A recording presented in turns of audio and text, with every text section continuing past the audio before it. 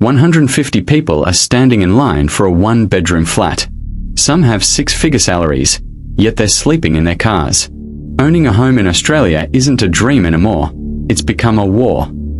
How can we still be the lucky country when our own people are on the streets? Today, see the truth that the news channels are hiding. G'day mates. Today we are talking about a viral truth that has shaken every Aussie home. We talk about a fair go, don't we? But in 2026, that fair go is only for those who already own 5 investment properties.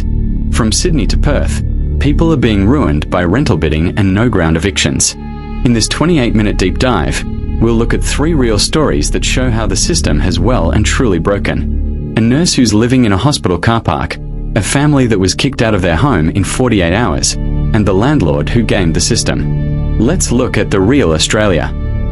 Story 1. The Invisible Homeless. Meet Jess. Jess is a registered nurse on the Gold Coast.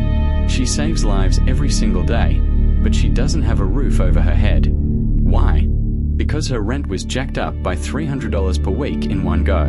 Jess isn't some bludger, she's a hard-working Aussie. But the rental market is so cooked that even her $90,000 salary isn't enough. She keeps her gear in her hospital locker room and sleeps in the back of her SUV. Jess isn't alone. In Australia, essential workers are becoming homeless. If the people who look after us are the ones on the streets, then what is our future? This is the invisible face of the crisis. Story 2. The No Grounds Eviction. Now let's talk about the Smith family. For 10 years, they've been living in the same house in Western Sydney. The kids' school was there, their whole life was there. Then one day, they got a 90-day notice, no reason given. The real estate agent said, "Sorry mate, landlord is renovating." But 1 week later, that same house was listed back online for $400 more in rent. This is the new way of rent bidding. The Smith family applied for 50 houses, but they were rejected everywhere simply because they had a pet dog. Our system treats tenants as disposable. As long as you're paying the rent, you're fine. The moment the landlord sees more money, you're out. What about these kids who are losing their friends and schools every 6 months? Australia is becoming a nation of nomads. Story 3. The Property Mogul Confession. So, is it all the landlord's fault? I spoke to a property investor. Let's call him Dave. Dave owns 8 properties. He said, "Mate, I'm just playing the game." Dave explained that because of negative gearing and capital gains tax breaks, he gets so much tax benefit that he just keeps buying more houses, while first home buyers don't stand a chance.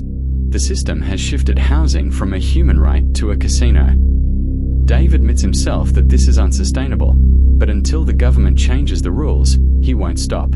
The wealth gap in Australia has become a canyon. The rich are getting richer, and everyone else, well, they're just struggling to survive. Mates, this viral crisis isn't just about memes and news headlines.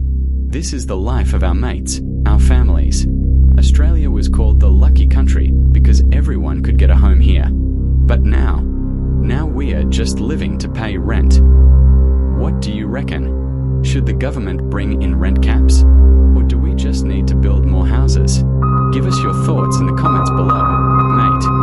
I'm reading all of them because this is an issue for all of us. Subscribe if you appreciated this raw Aussie reality. Cheers for watching.